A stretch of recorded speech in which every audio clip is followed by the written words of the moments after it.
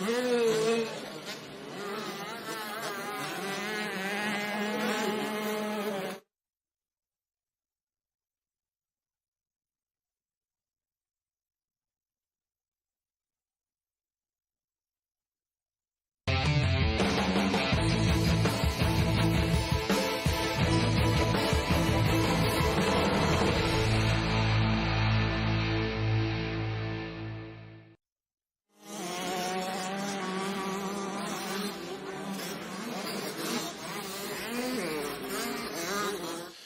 everybody, welcome to our live studio show here on MXGPTV.com with me, Paul Malin, and Lisa Leyland. And it's round 17 of the FIM Motocross World Championship, the penultimate round, and it's the MXGP of Charente-Maritime. How's my French? Really good, better than mine. Thank you. Anyway, we're at Saint-Jean-d'Angely. Coming up on today's show, we have Jan Pancar. He's already in position. We already have Tim Gajser, who's world champion. He's coming in a little later on as well. And then at the end of the show, Brian Jorgensen, who's a YZ Yamaha Blue Crew ambassador, where we have the super finale this weekend. But before we meet our guests, Lisa, did you get enough sleep last night? I didn't sleep last night at all, Paul. I maybe got 1 hour. Oh, croaky. I know. That wasn't in the script, and croak. You've got to go gentle with me. All right. I'm tired. Okay, Yeah. but we're in France. But we're in France, and the fans are here already. Saturday morning, and already the atmosphere is building. So I'm feeling good about this weekend. Good. Yeah. Well, hopefully you can get some rest before we go live I later hope so. on. Yeah, Okay, I need that. Yeah. Should we get on with the show? Yeah. All right. Joining us today as our first guest and first time on the studio show, Jan Pancar. Of course, he's a privateer, Tim JP 253 in MX2. Welcome, Jan, to our studio show. First time for us. 12th in points. Yeah. Best season so far for you in MX2. You must be really happy with how this season is turning out so far.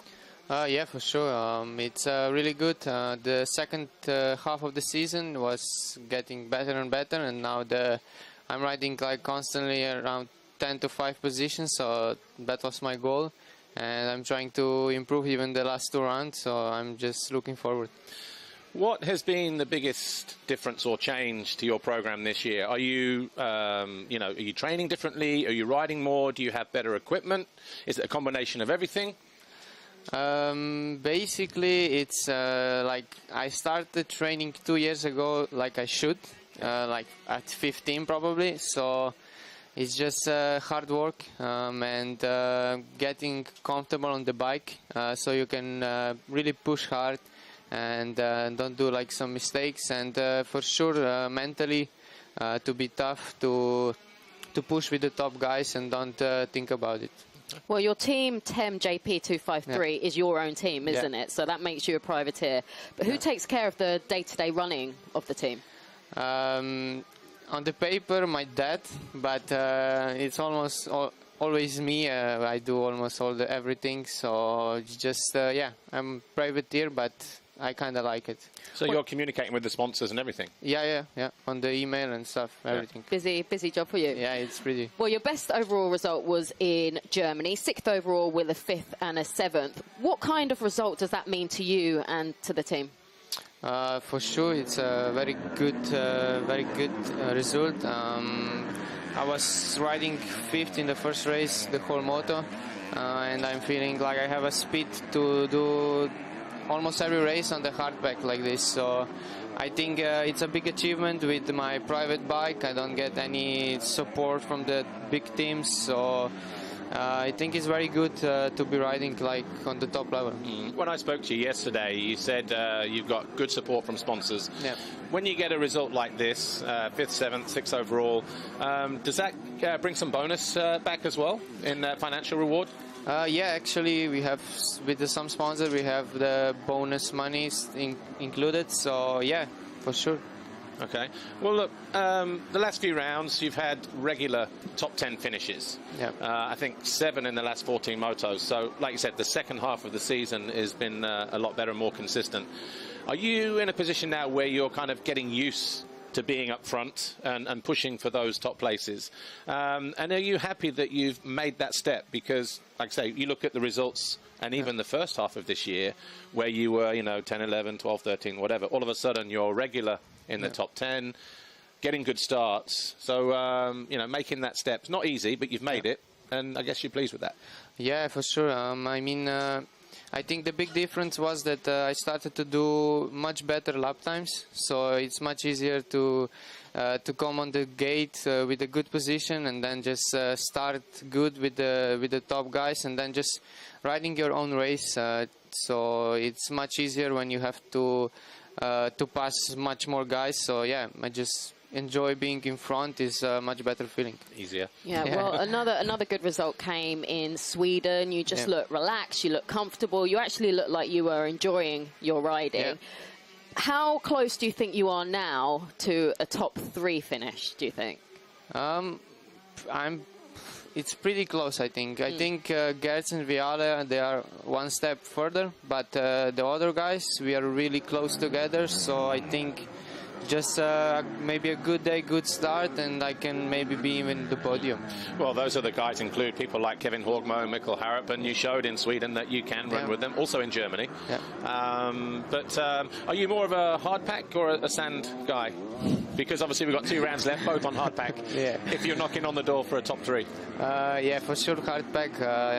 Like I said many times, in Slovenia we have 0 sand tracks, so just no training on the sand. I'm trying for sure now to train a lot more on the sand, so I think even the last moto in Finland was much better, so for sure hardpack is my home, so I'm trying to do the best results here and in Turkey. Okay. How is your relationship with Tim Gajser? Obviously you're from Slovenia, so is he. Because I've seen you a couple times on track walks with him, you know, when I've been here on Friday. And I saw you on track walk with him last week, actually, in Finland. So how is that relationship? It's really good. We are friends, and we almost every time go together on the track. We speak sometimes about the track, and we spend some time together on Friday, even on Saturday. So, and we train together sometimes on his own track. So it's really good to have someone like Tim. Yeah. Well, how did you get into racing, by the way? And did you ever think that one day you'd be good buddies with a Slovenian world champion? A 5-time world champion, don't forget. Yeah. It was, my dad was riding like a Slovenian championship, so I got my first bike at 3 years old for my birthday. So I started riding and then started racing, and then I was pretty good, and then started to go further.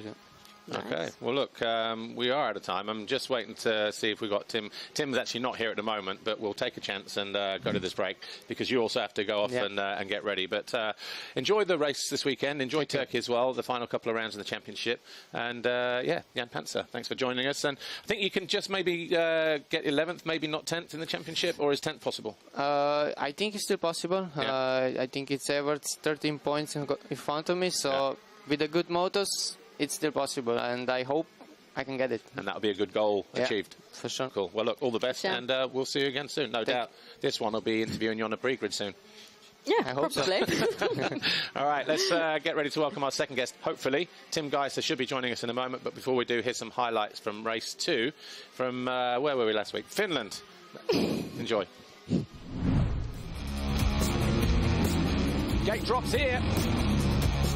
Car up on the Kawasaki getting a good jump, so too Liam Everts. But once again, it's Jorgo Geerts for the 5th time and the 2nd time today.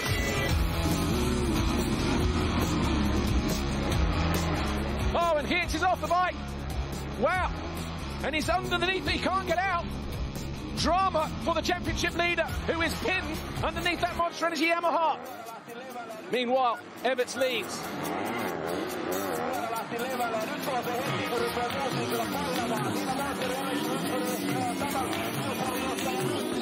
And the Vial goes through at the end of this first official lap.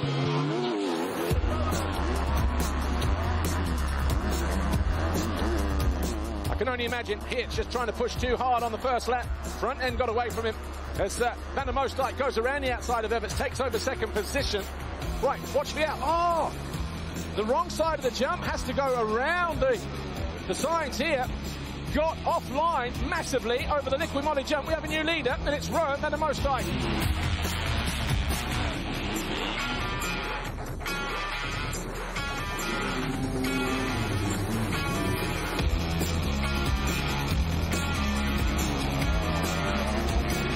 But the red flag! Geerts thought there was an opportunity, picks himself up, and they're saying, get up, get up.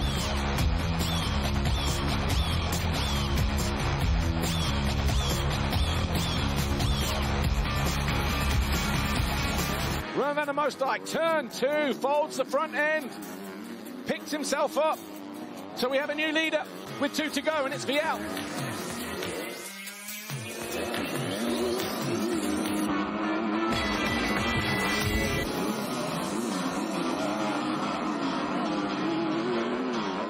Vial has gone defensive, and De Wolf tries to go around the outside. Not going to go through there. He might try again here, though. And De Wolf runs it down the inside of Vial.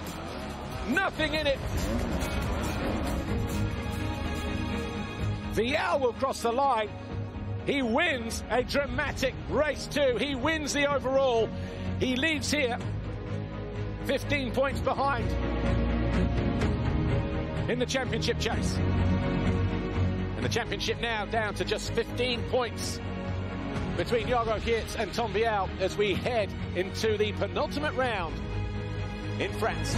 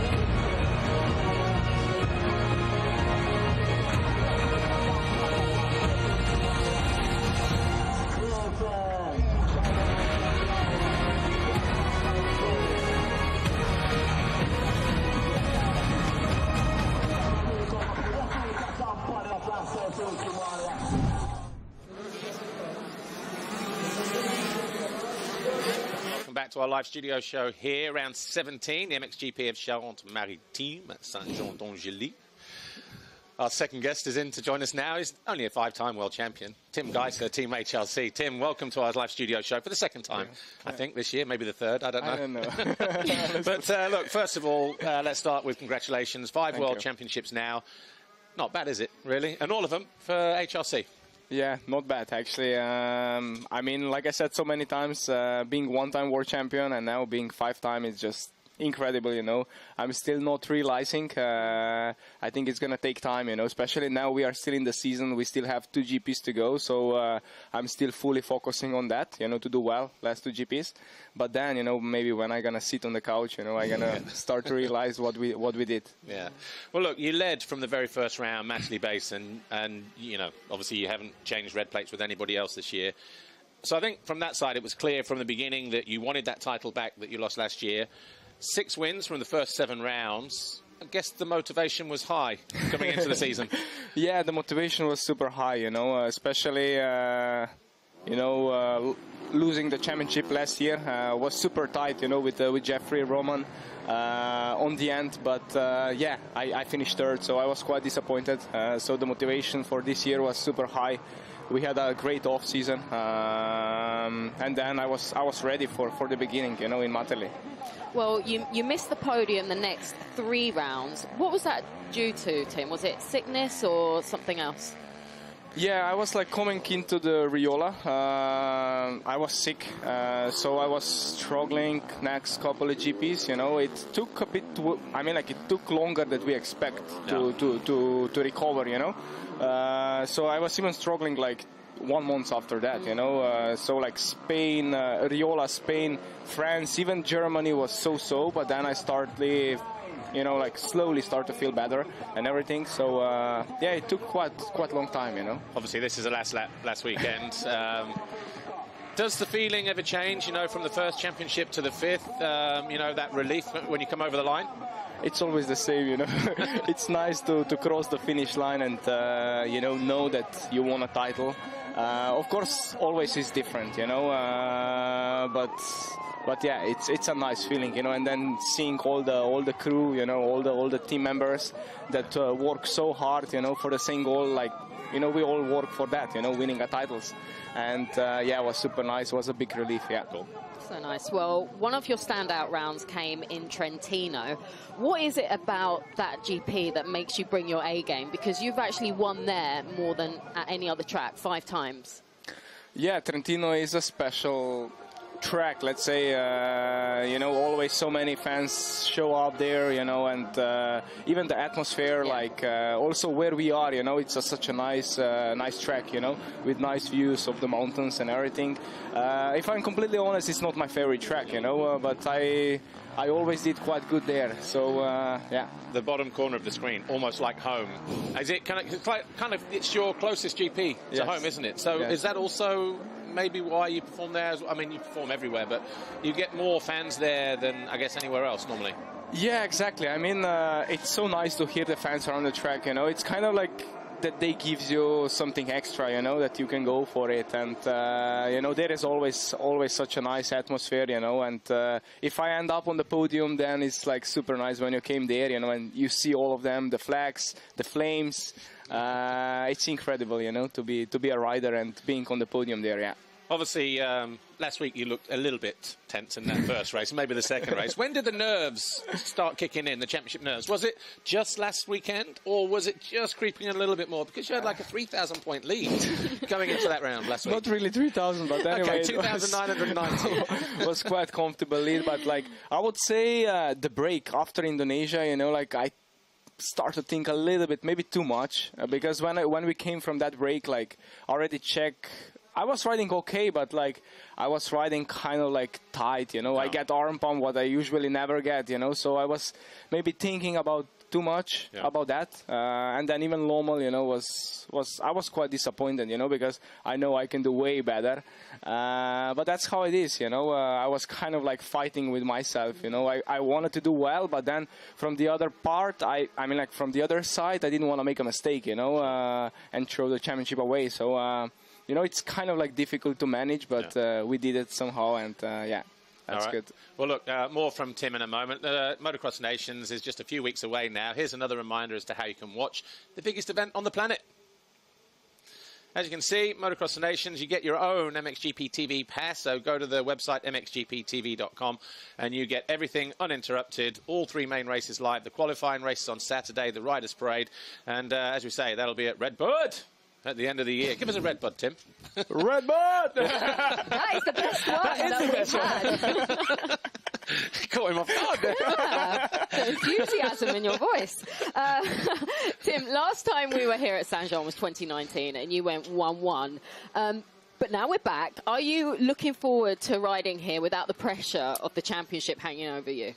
Yeah, exactly. I'm really looking forward. I like that track. You know, it's a typical French, you know, with a lot of stones, quite grippy, a lot of lines, you know, so it's quite technical, and yeah, really looking forward, you know, to let's say enjoy last 2 GPs, you know. We still have this one and another one in 2 weeks time in Turkey, so I would just give my best, you know, try to have fun and yeah, enjoy. You didn't make good starts here last time, but you didn't have any problems making passes. Yeah. And, you know, the track looks similar today, actually. Kind of rutted in the corners, quite open on the hillsides. What are you expecting from this one? Yeah, exactly. I mean, the crew did a good job with the track, you know. I see it's quite wet. I think that's really important on the beginning of the day, you know, because otherwise it's get dry too quickly. And it's gonna develop, I think, some nice lines. So it's not gonna be just one main line. So it's gonna be easier to pass. And yeah, I'm really looking forward, you know. While we carry on watching this, we just had Jan Pancar in here before, obviously fellow Slovenian, riding in MX2, having a fantastic season. Yeah. How's your relationship with him? How often does he join you at Tigerland? And how much advice do you give him on his riding and his training? Because obviously, you know, you're a few years older than him, and obviously, I guess you want to see the next Slovenian coming through. Yeah, exactly. I'm super happy how well Jan is doing this year. You know, I kind of like knew it from beginning of the season, but he never really put together good starts and then good riding. You know, but now towards the end, last couple of GPs, he had some really good starts and he could stay with the front guys. You know, he was riding quite many times in top 5. You know, yeah.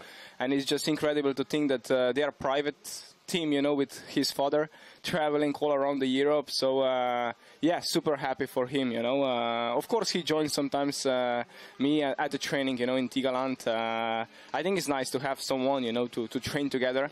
And yeah, like I said, I'm super happy, and hopefully he will just continue working hard, you know, and improving himself. All right, well look, Tim, we are out of time. Enjoy the last 2 rounds of the championship, and we'll see you again soon. Thank you. No worries. Well, like, before we meet our final guest, here's highlights from MXGP Race 2 Finland. They're a little bit longer this week, so sit back, make yourself a coffee, and try not to doze off. See you soon. The Fly Racing 15-second board up for the final time this weekend. The MXGP of Finland here.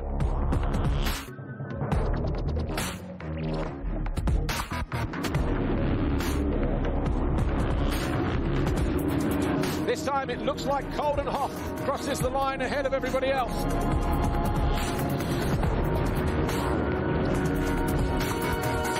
He and Fevra separated by just over half a second as they hit the line. Jacobi, JM Honda Racing third, but look at Fevra charging downhill. He's all over the back and into the side and over the bars. Fevra down hard. A lucky escape for Coldenhoff.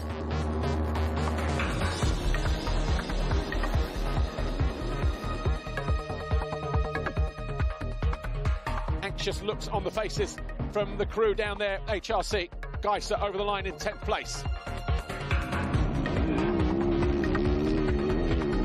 Jeremy Sewer going from 3rd to 2nd up the inside of Jacobi. Oh, all of a sudden, Bogus has found his way past Jacobi, and Renault goes through as well.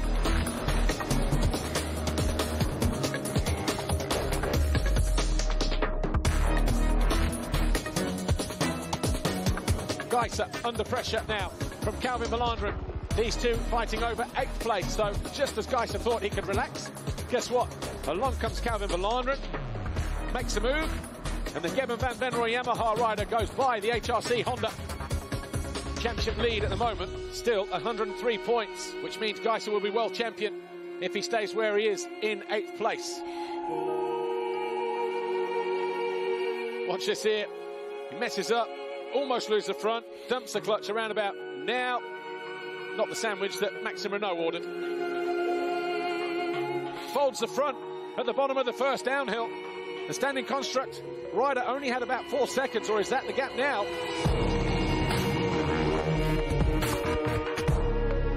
Never had a Yamaha 1-2-3 in MXGP from the same team. Obviously Monster Energy Yamaha factory MXGP. Glenn Coldenhoff, the Monster Energy Yamaha rider, wins race 2. He wins the Finnish Grand Prix, and that is a Grand Prix 2 years in the making for the Hoff. It's going to be a 1-2-3 for Monster Energy Yamaha in race 2 as well, with Sewa and Renault crossing the line 2nd and 3rd. Tim Gajser rounds out the final turn. It was a tough weekend, it was a little bit edgy, but Tim Gajser crosses the line as a 5-time world champion. He wins title number 5 here in Finland, and Team HRC on top of the world again.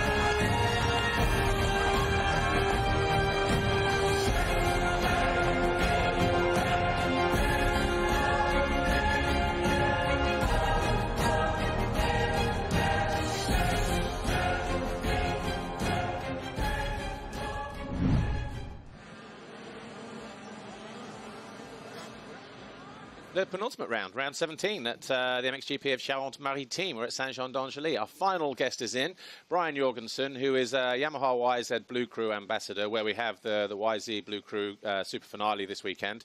Brian, good to see you on the studio show. Busy weekend for you, I guess, because obviously 65, 85, 125 with the Blue Crew FIM Europe Cup. Just real briefly, what is it and how do the riders get here?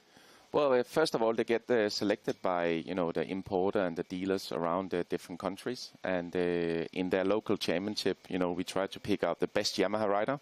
And, like in Scandinavia, we have some training schools as well, where we do like a little bit of a simulation of some races. And basically they get picked out, and it's a great opportunity for the young riders to come here.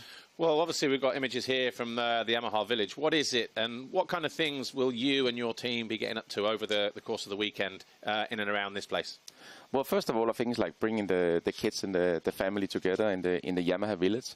And second of all is, for me, and my job is to help the riders, to feel comfortable. It's a big event for those small kids. I can imagine being 9, 10, 12 years old. So for my job is like trying to give some of the experience that I have over racing, how to focus and do the track walk with the GP riders as well, and make them feel comfortable like it was any other race. Even I know that's easier said than done, but it's great to be here and helping the riders, and giving them a little bit of an insight of how it is to be a professional as well. Sure. Well, looking at these images and also seeing them yesterday around the paddock, it looks like a fun atmosphere. How important is that? You know what, I think it's so important. I can imagine myself coming here, being a kid, and, you kind of always bring yourself to, the feeling that you have as a kid when you see the Grand Prix riders. And I think it's so important to come here and get a little bit of you can say like a little bit of a lot of attention, but also a little bit of idea what it is to be a Grand Prix rider and how to deal with everything. And like I said, we are trying to, to have a good atmosphere and have some fun. And that's what you have to do with the young kids. Sure. Yeah, I mean, you touched upon it, but from your side, what is your role leading up to the weekend, and over the course of the event, what is your job? What are you doing? Yeah, I mean, basically, I'm here to help the riders. I guide them. Like I said, I do like a speech where I talk a little bit about nutrition, and I talk a little bit about, how to release some of the stress that can be with riding the motorcycle, and giving them a few tips and tricks from all the year that I've been racing, and talking about visualization, see yourself in the front, and all those things that I have even spoke with Siva and Jorgensen Pauline, the things that is needed to be a good racer, or even just to improve in racing, is trying to deal with the stress factor around you, and feel comfortable, and then most of all having fun. Fun is a very important part of racing, sure. No matter if you're a professional or you are a young kid. Well, we've got images from last year, the racing side of things. Obviously, the 65, the 85, 125, just get one main race. And then what happens after that? What is the process? Because don't they go to a selection process to then determine what kind of support they get?